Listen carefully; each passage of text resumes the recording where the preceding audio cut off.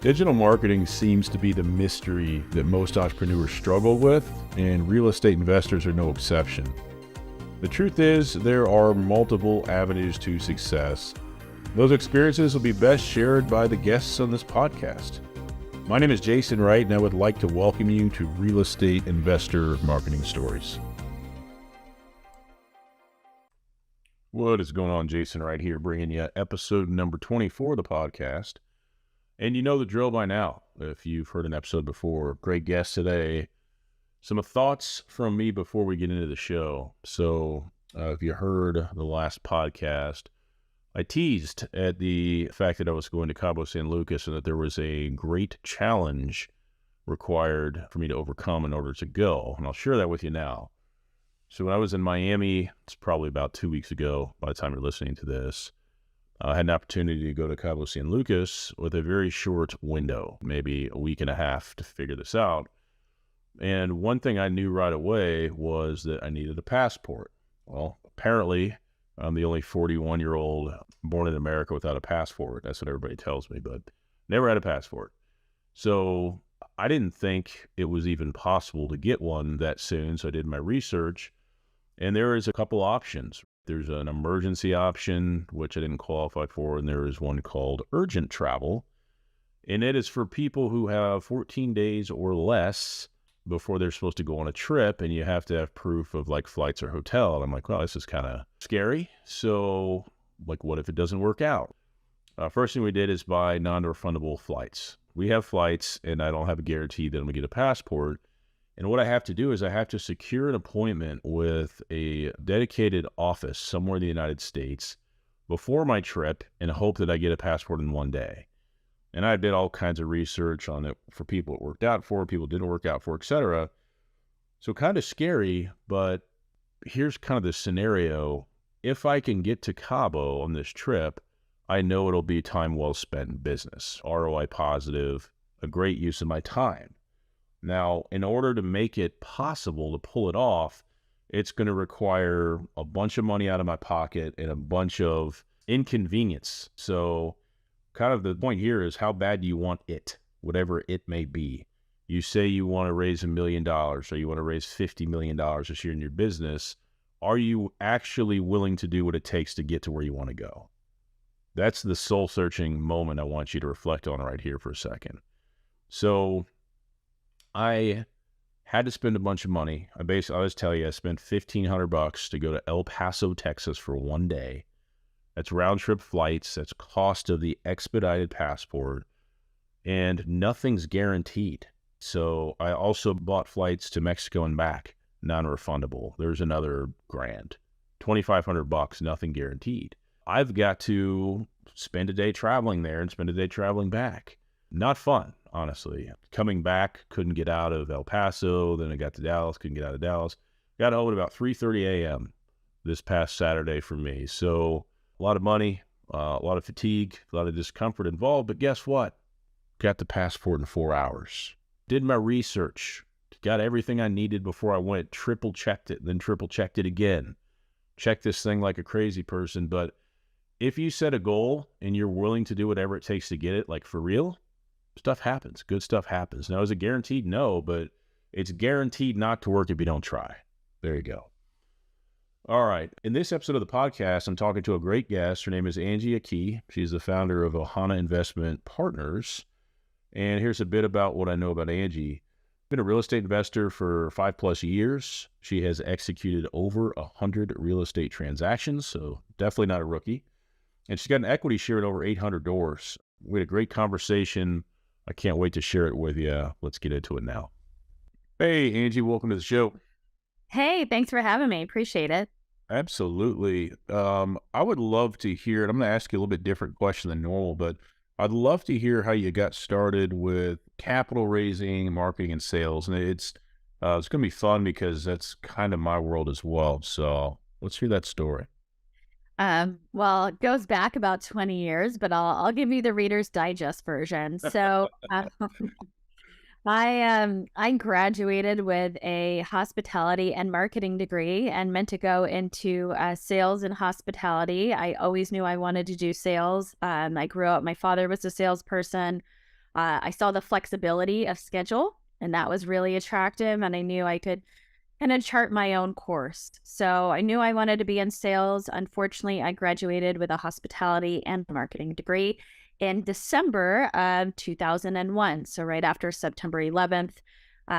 So obviously had to find a job, found myself in printing sales and then payroll sales. And then I ended up the large portion of my corporate career was in pharmaceutical sales. So I've been in sales for over 20 years. I love sales. I know people think I'm crazy. It's okay. I love sales. My husband and I are both salespeople. We always say nothing happens till someone sells something. I'm a firm believer in that.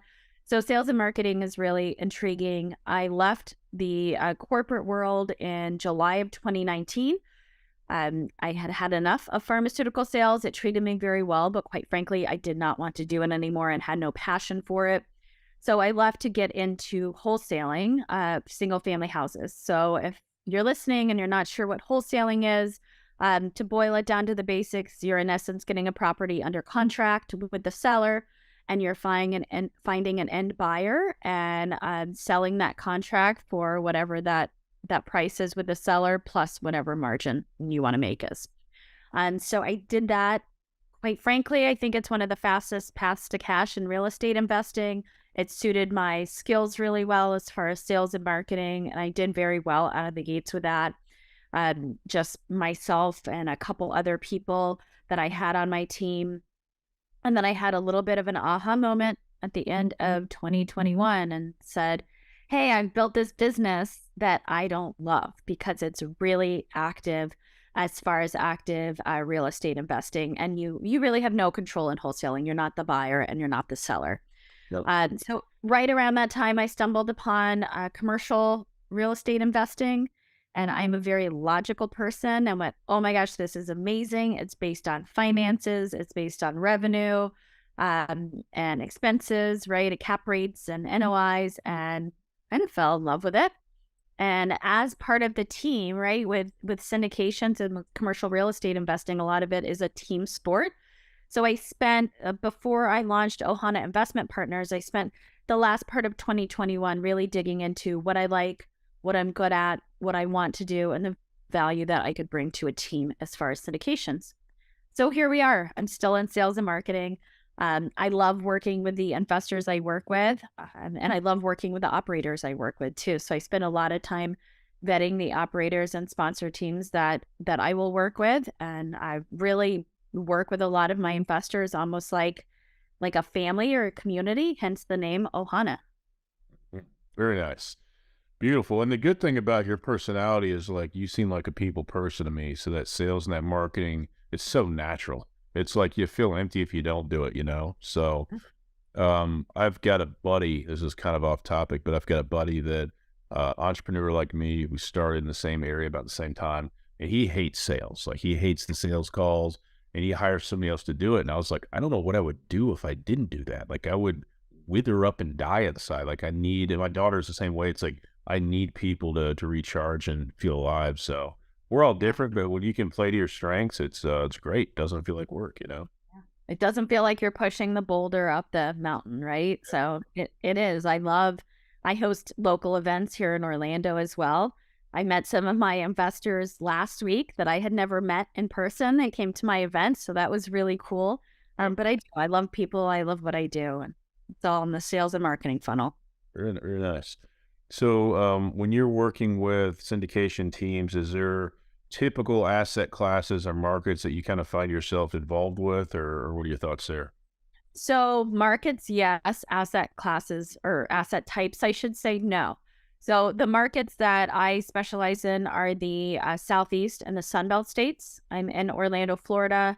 I understand sunshine. I understand the Southeast, right? So when we start talking about radiators and snow, and I just I have no idea, right? So I am really comfortable with the Sunbelt states and the Southeast markets. I understand that it makes sense to me based on the migration patterns and employment coming to those locations. I know there are great investments, for instance, in the Midwest. I'm not educated enough to be able to vet those offerings well enough, to be quite frank. So I stick within the Southeast and Sunbelt states as far as markets.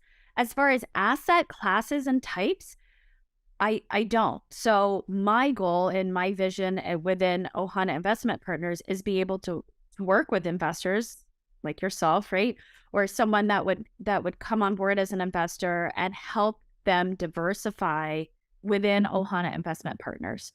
Yeah. So maybe it's diversification between the operations team or the sponsor team. Maybe it's the asset type. So um, I will work with teams on multifamily or apartments. We have a short-term rental fund also that I'm working on. I'm a fund manager on this year. We did this last year as well. It was very successful. We're doing it again. Land entitlements. So I've worked with teams on land entitlements. I'm looking for some storage deals. So if you know of any, please let me know. So yeah, it's you know, I don't think, I mean, I know some people do specialize in asset classes and asset types, and I think that's probably right for them.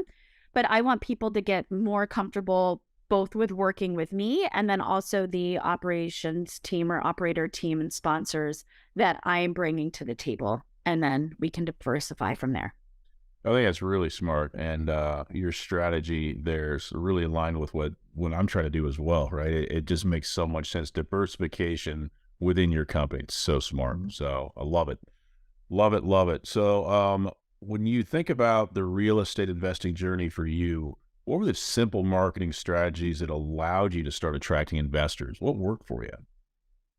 Relationships. I'm a huge relationship person. I do like this is my happy place. Like you said, this feeds me, right? This gets me going. I love meeting with people. I love talking to people, understanding what their investment goals are. I spoke with an investor a couple weeks ago. He's based out of California.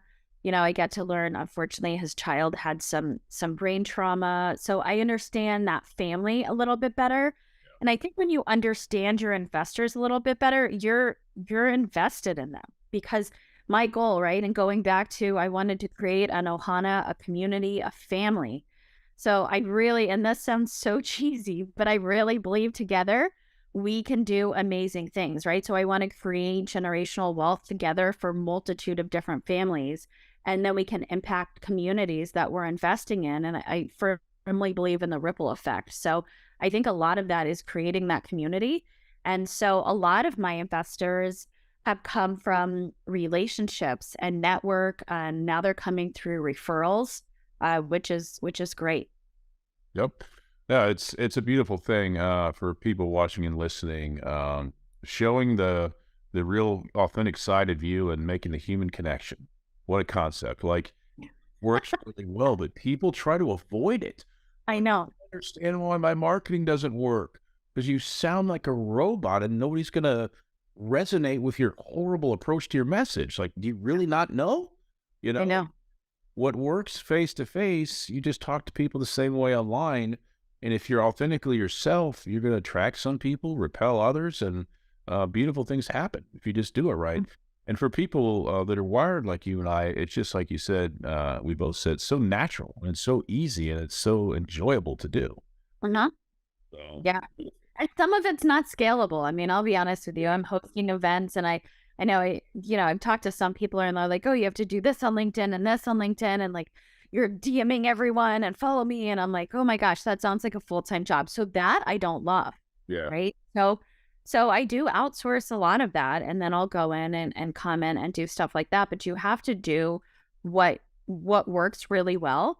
And so even for me, I prefer face-to-face events, but I also do webinars. I also do connect on social media.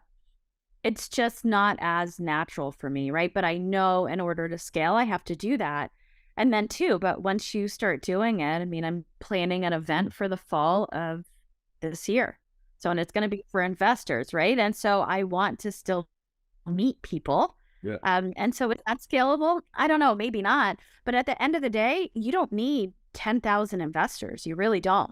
Yep. You need a core group of investors that know, like, and trust you and want to invest with you and rinse and repeat. Yep. I was talking to somebody the other day, last week, and we were talking about the same thing. It was like, whether you're looking for clients or looking for investors, you don't need as many as you think to really make a big impact on your company and their company and your team. It's just about getting the right people there for the right reasons, and once I started to actually see that work in my business, like, holy cow. So that is true. Like, it's a lot lower than I thought. And it's a great thing. It alleviates a lot of stress if you hear that and you embrace that as truth as well. So, Mhm.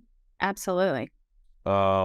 all right, I'm going to throw you a bit of a curveball. What would you say the biggest mistake is you've made in marketing or your biggest regret so far, if Oh, any? I mean, come on. There's always something. There's always something. Um, the biggest mistake. Um, so thinking, and you can. So this was not specific to this. Was I was working on a course in marketing, a course, because I do really like to inspire and coach people.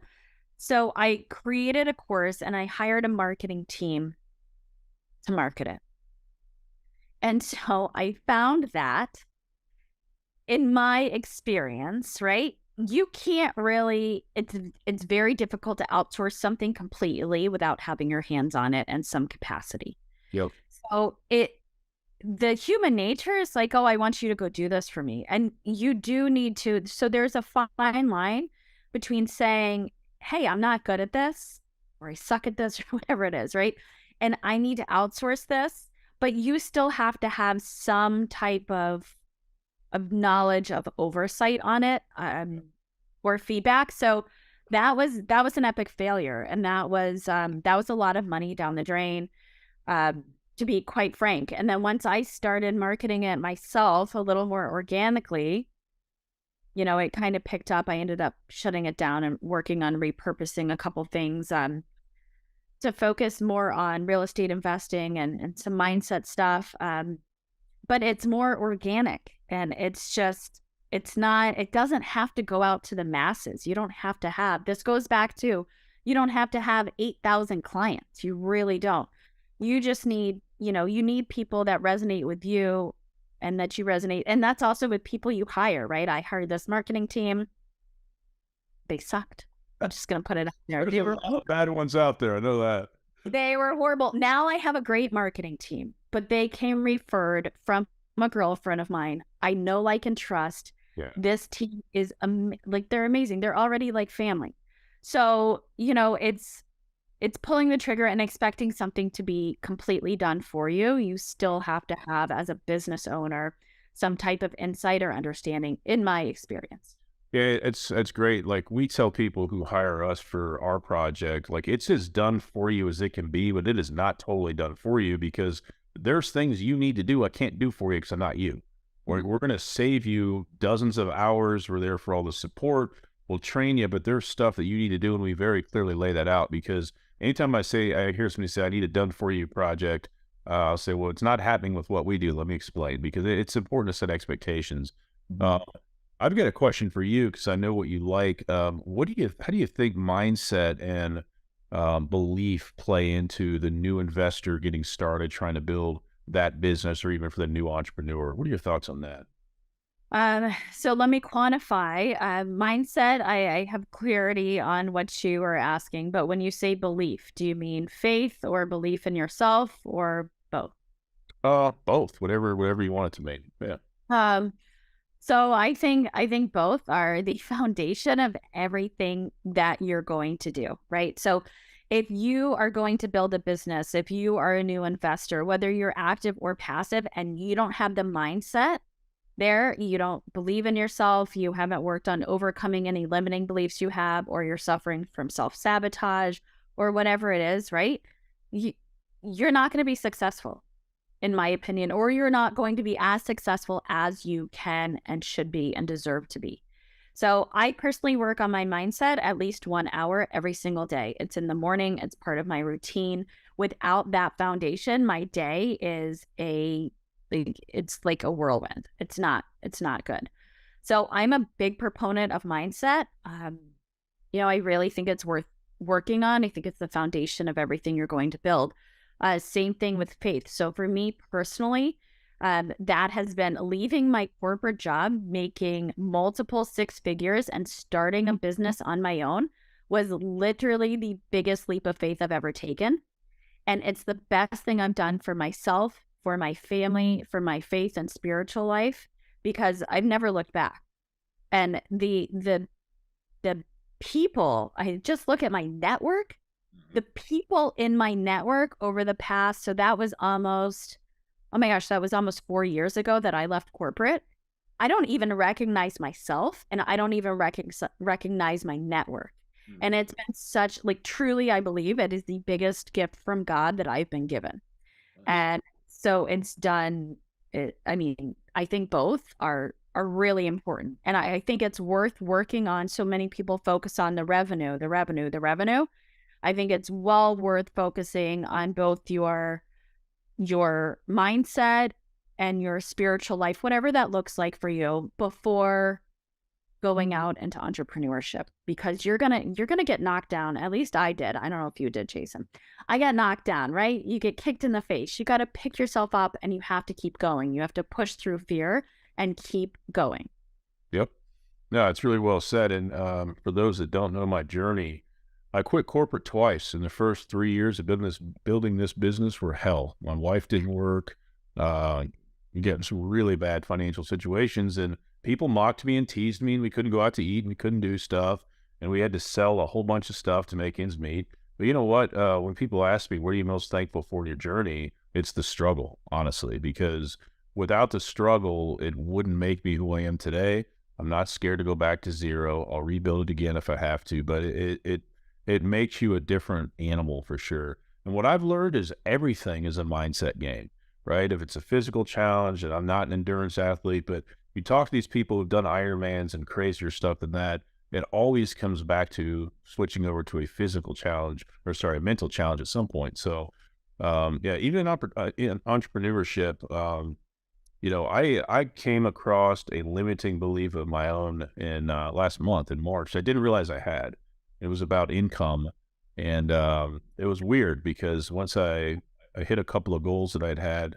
One I thought I'd never hit, but I hit both of them in 1 month, and I was like deflated. Like I was like, I've reached all my goals. Like now what? And it was really weird. I had like it was a really weird place for like 2 or 3 days, and then I had to say, okay, you can do this. It happened way quicker than you thought. So don't ever say, oh, the business isn't ready for that yet because of X, Y, Z, because you really don't know.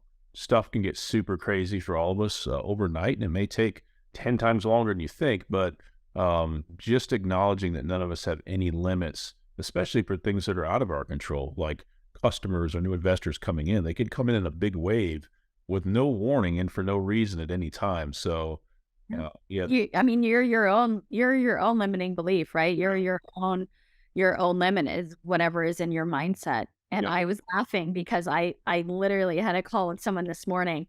So I help people, passively invest in real estate. I also help businesses access the employee retention credit. So I work a lot with B2B and businesses.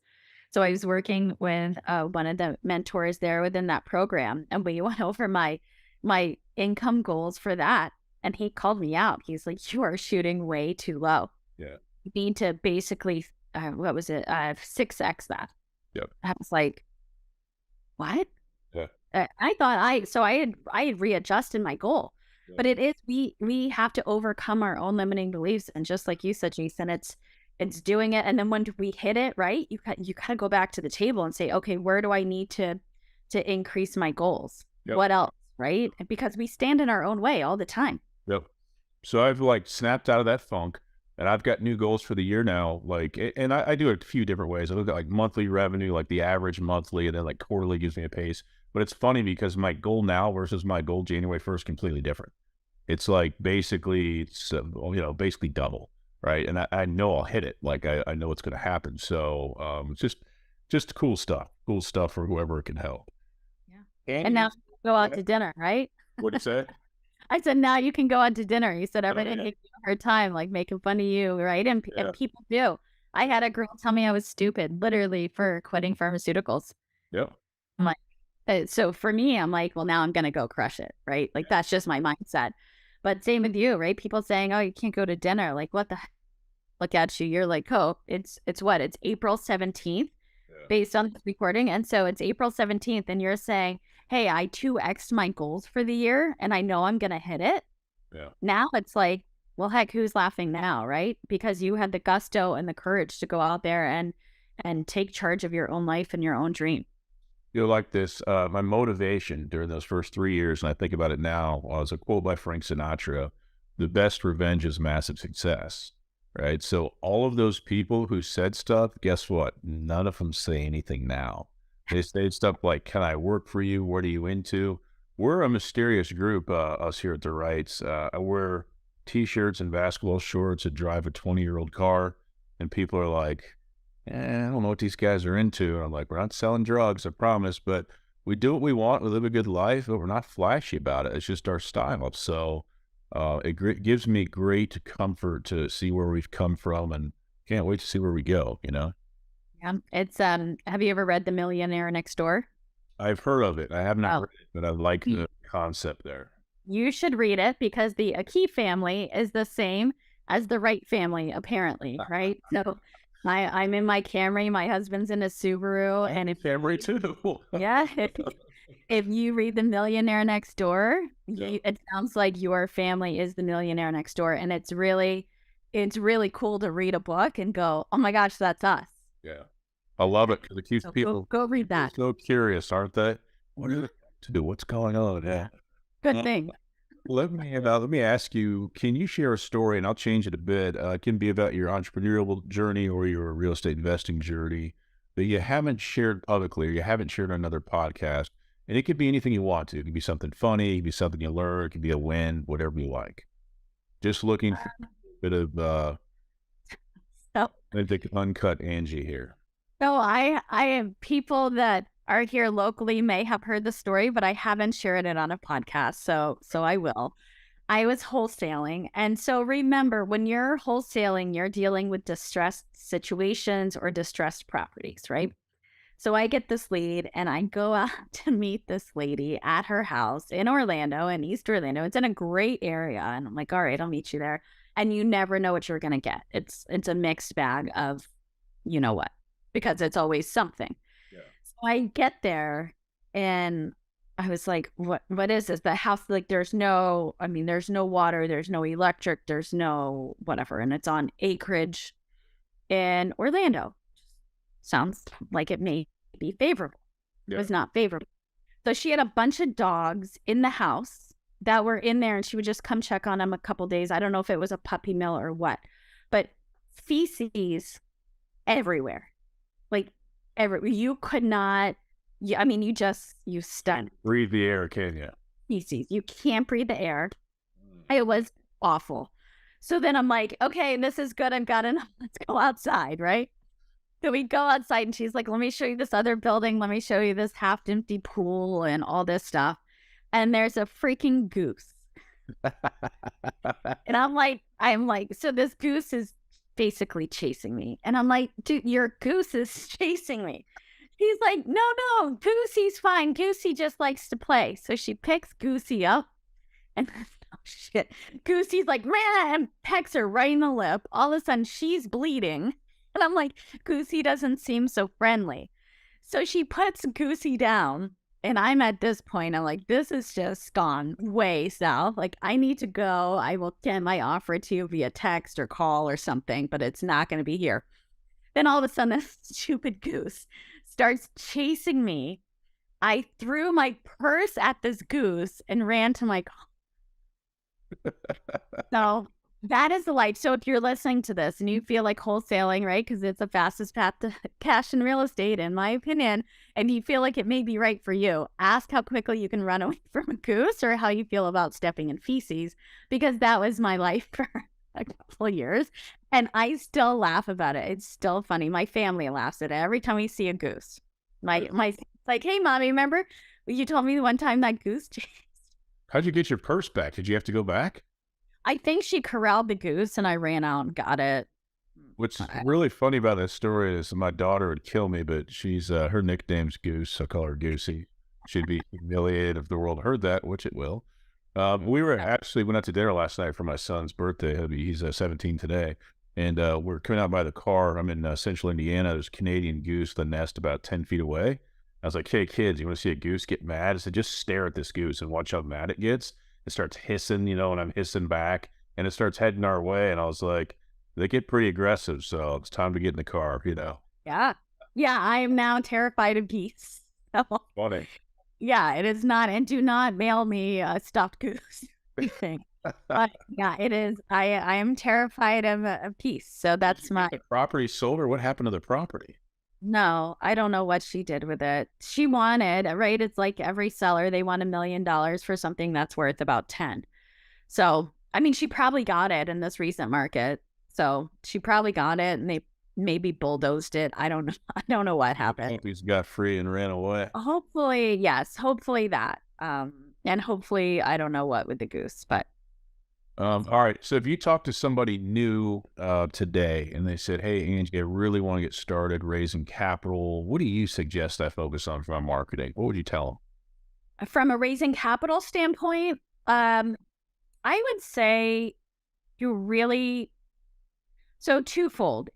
Number one is figure out what teams you're going to work with, what operators, what sponsor teams you're going to work with. That is so critical because it's your reputation. You're working, right? So you're working with investors and then you're working with different syndication teams, even if you're a fund manager, right? And you're putting those funds into another fund or whatever the case is, you're leaning on a lot of other people's resumes.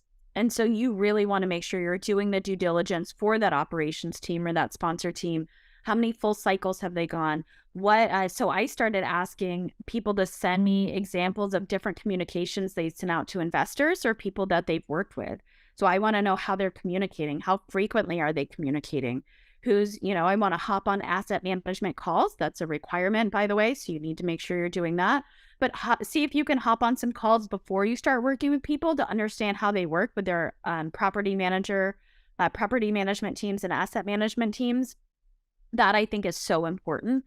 And then otherwise, tell everyone what you do. So go through your Rolodex. Right now, I'm aging myself, but not a real Rolodex. Your phone, I used to have him too. yeah, I mean, hey, I kind of miss it. So go through your phone, right? Go through your contacts. Who do you know? Who's on your son's baseball team or soccer team? Who can you talk to? And people say, hey, what do you do? Don't just say, hey, I own a business. People know I help people passively invest in real estate. I can help you invest in an apartment complex simply by wiring funds or writing a check, right? So boil it down, practice your 30-second elevator pitch, and tell everyone what you do everywhere. Yep. It always makes That's a great way to start. It's an easy way to start. Yeah, it really is, because you never know you might talk to somebody who's not ready themselves, but their brother or their parents might be. So yeah. Or you might, the network. yeah. You might talk to someone that's driving a 20-year-old Camry, right? But hey, maybe they're ready to invest passively, right? So just make sure you're talking to everyone. Join networking groups. I'm a big proponent of networking and building relationships. So get out there. And if there's not a networking event or group you want to join, create your own. Yeah. I host it myself. I have local stuff here. I go to stuff all the time. So just keep talking to people. So are you talking about like a meetup? Is that what you'd call that or something? Yeah. Yeah, a meetup, or we have Central Florida real estate investors here. So I'm starting an investor club at one of the business clubs I'm a member at. Very nice. So, yeah, if you don't have stuff out there that suits you, then maybe other people are looking for something as well. Create your own meetup. Yep. Create your own online. I host a women's meetup. Yep. So we do stuff for investors, and then I do stuff that's targeted for women only. And it's for female entrepreneurs. So I also, so I help people passively invest in real estate, but I also am helping female entrepreneurs in other capacities as well. So I started a female meetup. So it kind of suits both. Nice. Very nice. All right. So you said it earlier. We're at April 17th, 2023 as we record this. For anybody listening, I hope your taxes are done. You'll have one day left to get those turned in. What are you focused on for the rest of this year in your business as you look between now and 12/31? Where's your focus at? So I have two because I have my business a little segmented. Yep. So from the passive investing side, it's really growing. I spent a lot of last year honing in on operators and sponsor teams that I'm working with. And so we have deals, right? It's really growing those investor relationships, getting more referrals, and growing my investor database. So that's my number one focus, and doing it in a way that is more organic, more personal, and really connecting with investors. And then the other side is the employee retention credit. So it's more of a business to business marketing, and that is creating referral partners and talking to associations, going to more conferences and things like that to build that referral base. So kind of twofold because it's almost two separate businesses. Yeah. I don't think you'll get bored. No, I never do. I know. My husband's like, what else are you going to do? I'm like, I don't know. We'll see. Nothing this year, and then something comes up. Yeah. I've got no off switch as I describe it, so I totally understand. How can our listeners watching or listening get more info from you or learn more about what you're doing? So the best way is to go to ohanainvestmentpartners.com and go to our website. There's information there. You can sign up as an interested investor. There's articles. You'll see our events there. So everything is there. If you want to reach out to me directly, honestly, the best way is email. You can email me, Angie at ohanainvestmentpartners.com. And I'll make sure, Jason, that you get some other links and whatnot. But if you're listening and you're like me, I can remember one thing. So just remember ohanainvestmentpartners.com and you'll find me there. Well, thanks for coming on today. This was a blast. I hope it was for you as well. Yeah, thanks for having me, Jason. I really appreciate it. It was fun. Yep. Thank you for listening to this episode of the show. I had a great time making it, and I hope you really enjoyed yourself listening to it. If you want to keep up with all things Real Estate Investor Marketing Stories podcast related, I encourage you strongly to go to reimarketingstories.com and signing up for our podcast newsletter. We will simply keep you up to date with what's going on at the show, new episodes, and things like that. reimarketingstories.com. So hopefully today's episode and the other episodes that you'll listen to will remind you that as a real estate investor, everybody starts at the beginning, okay? Our guest today and the other guests that you will hear on the show will share their real story, right? They'll tell you what worked, what didn't work. And I want you to remember one thing, if you remember nothing else today. It's possible for you too, okay? Never stop going and keep following your passion. Finally, today's show has been brought to you by capitalraisingautomations.com. If you're an active capital raiser and you are ready to learn the 3 areas that are holding you back from raising more capital, I strongly suggest you check out capitalraisingautomations.com. Check out our free 10-minute video there, and you let me know if it doesn't provide you value. I'm sure it will. All right, thanks again for listening to the show this week. Hope to see you next time. Take care.